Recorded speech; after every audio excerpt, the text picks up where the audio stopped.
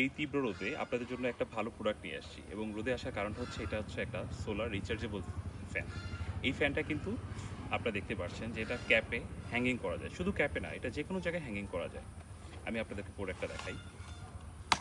আচ্ছা, এটা একটা সোলার ফ্যান, এটা কিন্তু এই যে একটা ক্লিপ আছে, দেখতে পেরেছেন? এই ক্লিপটা দিয়ে যে কোনো জায়গায় আপনি জাস্ট ক্যাপে এটা হ্যাঙ্গিং করে রেখে দিবেন, এটা চলবে।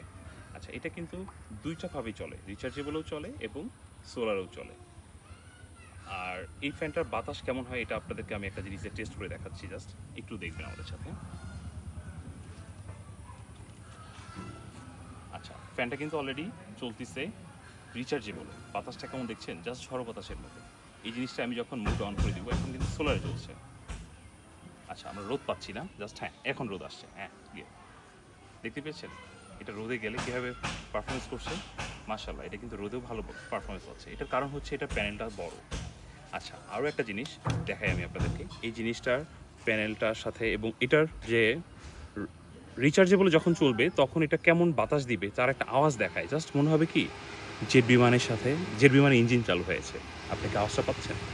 হ্যাঁ, এটা প্যানেলটা কিন্তু আসলেই বড় এবং এটা বেশ ভালো বাতাস হয়।